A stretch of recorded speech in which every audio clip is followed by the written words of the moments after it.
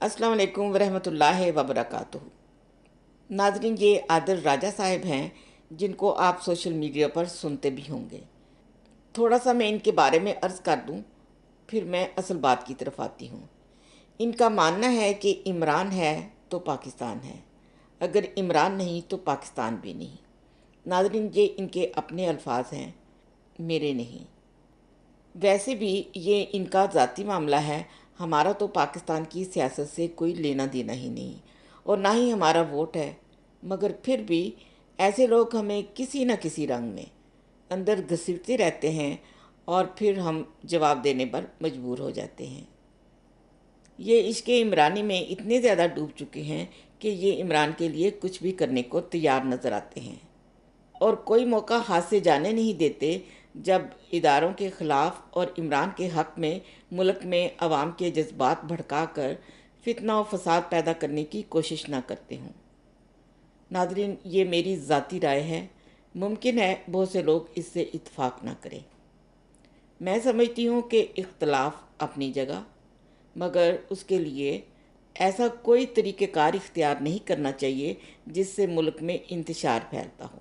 बहरहाल नाज़रीन, इनको अपने मकासद के लिए रिश्तेदारियों के ताने बाने मिलाने का भी बहुत शौक़ है। कभी फ़लाँ का फ़लाँ रिश्तेदार अहमदी, कभी किसी का फ़लाँ उस्ताद अहमदी, किसी का बाप अहमदी, किसी की बीवी अहमदी, वगैरह वगैरह। अभी तक ये इल्ज़ाम सुनने में नहीं आया कि किसी का हमसाया अहमदी। ये चूँकि सरकारी मुसलमान हैं तो इनको शायद नहीं पता, तो मैंने सोचा कि मैं बता दूँ कि अकीदा हर इंसान का अपना होता है। अहमदी भी आप ही लोगों के 72 फ़िरक़ों में से जमात अहमदिया में शामिल होने वाले अफराद हैं। हो सकता है कि एक शख्स का बाप अहमदी हो मगर वो खुद अहमदी ना हो सकता है किसी की पूरी फैमिली अहमदी हो मगर वो खुद अहमदी ना हो। कुछ भी मुमकिन है। ये कोई इतना मुश्किल फार्मूला नहीं जो आदिल राजा साहब जैसे लोगों को समझ नहीं आ सके। जो इमरान खान के गिर्द अहाता तंग हो रहा है तो इनकी कोशिशों में भी इजाफा होता जा रहा है। और नाजरीन, आखिर में आप जानते ही हैं कि ऐसों के पास एक कादियानी कार्ड ही बचता है, मगर अक्सर देखने में आया है कि फिर कादियानी कार्ड ही इनका आखिरी नाकाम हरबा साबित होता है और तकदीर इनके सारे मंसूबों पर पानी फेर देती है, मगर समझ इनको फिर भी नहीं आती। अब मैं आती हूँ असल बात की जानिब। आज से तकरीबन 2 हफ्ते कबल आदिल राजा साहब ने अपने एक वीलॉग में एक शख्स तारक चौधरी साहब को बुलवाकर बातचीत की। तारक चौधरी साहब का तलक इंग्लैंड से बताया जाता है। इन साहब ने इस प्रोग्राम में पाकिस्तान के मौजूदा आर्मी चीफ जनाब आसिम मुनीर साहब के बारे में कहा कि वो अहमदी कन्वर्ट हो चुके हैं। इसके अलावा पाकिस्तान की मौजूदा सियासी सूरत हाल की तब्दीली का इल्ज़ाम भी इन्होंने जमात अहमदिया पर लगाते हुए कहा कि अमेरिका के पीछे यहूदी लॉबी है और पाकिस्तान के पीछे अहमदिया लॉबी काम कर रही है। वाह, क्या बात है! वैसे कमाल नहीं हो गया? छोटे मोटे इल्ज़ाम पर तो हमारी तसल्ली होती ही नहीं। नाज़रीन, बज़ाहिर लग रहा था कि मौजूदा आर्मी चीफ पर अहमदी होने का इल्ज़ाम आदिल राजा साहब के लिए बड़ा हैरान कुन है, मगर मुझे लगा कि ये एक ड्रामा है। हकीकत में ये प्रोग्राम बाहम रजामंदी और गठजोड़ से अपने मकासद हासिल करने के लिए तैयार करके ऑन एयर किया गया है। नाज़रीन, इसके कुछ रोज़ बाद ही आदिल राजा साहब का तारक चौधरी साहब के साथ एक और वीलॉग सामने आया, जिसमें फिर आदिल साहब ने मौजूदा आर्मी चीफ साहब के अहमदी कन्वर्ट होने के हवाले से सवाल किया तो तारक चौधरी साहब फरमाते हैं कि नहीं, वो कन्वर्ट नहीं हुए, बल्कि वो तो पैदाइशी अहमदी हैं।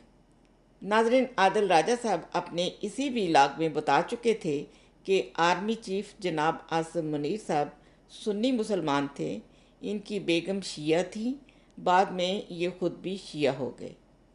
पता इनको सब है, मगर जानबूझकर इस किस्म के वीलॉग्स करना शरारत नहीं तो और क्या है।